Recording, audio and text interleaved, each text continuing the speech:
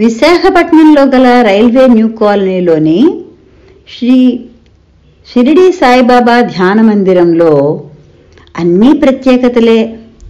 ఎందుకంటే ఈ మందిరంలో శ్రీ సాయిబాబా వారు నల్లరాతి విగ్రహ రూపంలో భక్తులకు దర్శనమిస్తూ ఉంటారు. మరెక్కడా ఇటువంటి నల్లరాతి విగ్రహం విశాఖ జిల్లాలో చూడడం జరగదు. అలాగే మరో ప్రత్యేకత అన్నదాన విగ్రహం. శ్రీ షిరిడి వారు సశరీరులుగా ఉన్నప్పుడు స్వయంగా అన్నం వడ్డించి పెట్టేవారట. ఆ రూపంలోనే ఈ మందిరంలో కూడా ప్రతిష్ఠించడం జరిగింది. అలాగే సుమారు 100 సంవత్సరాల క్రితం బాబావారు సశరీర రూపులై ఉన్న రోజుల్లో మసీదులో అంటే ద్వారకామాయిలో ఏ రూపంలో అయితే ఆసీనులై ఉండేవారో అలాగే అదే రూపంలో మైనంతో తయారు చేయించి 2014 జూలై 10వ తేదీన ఉదయం 11:21 ప్రతిష్ఠించడం జరిగింది.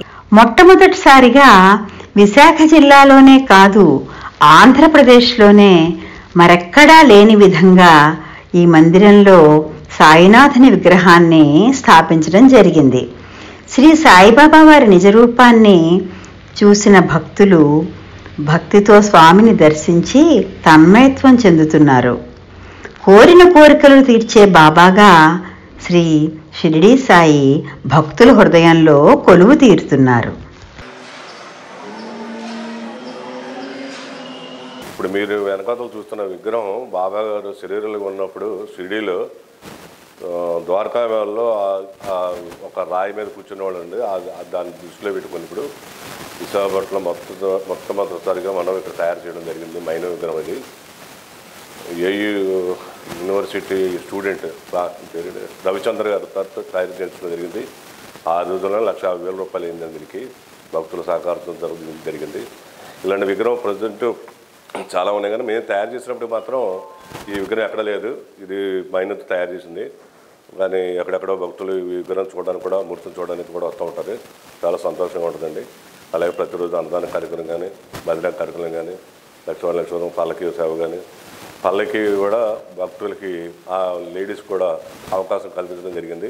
బాబా గారు ఆ టైంలో ఎలాగైతే శరీరంలో ఉన్నప్పుడు ఉండదో అదే రూపంలో తీసుకురావడం జరిగింది.